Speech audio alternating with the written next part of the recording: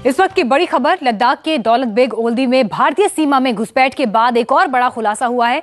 सेना की इंटेलिजेंस की खुफिया रिपोर्ट है कि चीन 2020 से पहले किसी भी वक्त भारत पर हमला कर सकता है।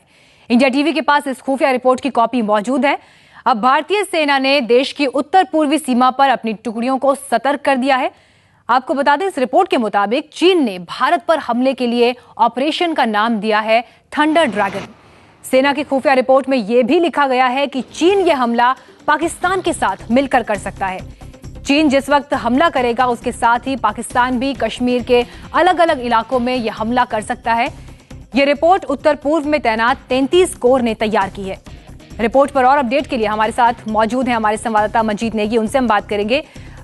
मंजीत, देश की सुरक्षा के लिहाज से, हमारी सीमाओं की सुरक्षा के लिहाज से बहुत बड़ी खबर है। ऐसा अंदेशा था कि चीन जो कुछ भी ये कर रहा है इसके पीछे एक लंबी प्लानिंग हो सकती है। जिस रिपोर्ट की बात हो रही है, इस रिपोर्ट की कॉपी जरूर आपके पास मौजूद होगी। इस रिपोर्ट में और क्या कुछ बातें कही गई हैं?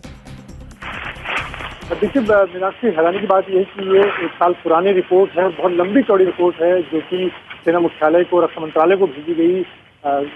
उत्तर पूर्व में सेना की एक महत्वपूर्ण कमान है, 33 कोर की तरफ से रिपोर्ट भेजी गई और इसमें बहुत डिटेल से बताया गया कि किस तरह से चीन, चाहे लेह लद्दाख की बात की जाए, अरुणाचल की बात की जाए, वहाँ पर किस तरह की प्लानिंग कर रहा है। और ख़ासतौर से 2020 की बात की गई और उसका नतीजा कह सकते हैं शुरुआत हो गई है, जो कि लेह में इस वक्त देखने को मिल रहा है।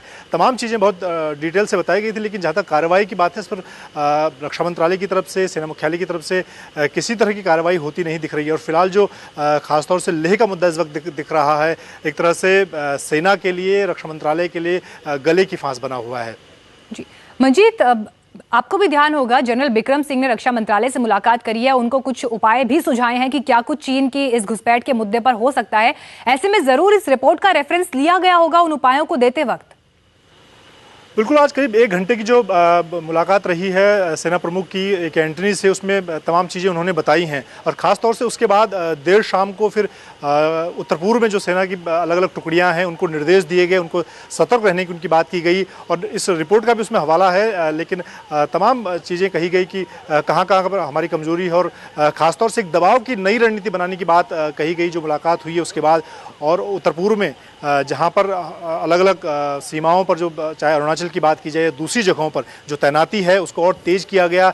एडिशनल ट्रूप भेजने की बात की गई, हालांकि एडिशनल ट्रूप लेह में भी भेजा गया है, लेकिन फिलहाल उसका जो दबाव है वो उतना होता नहीं दिख रहा है।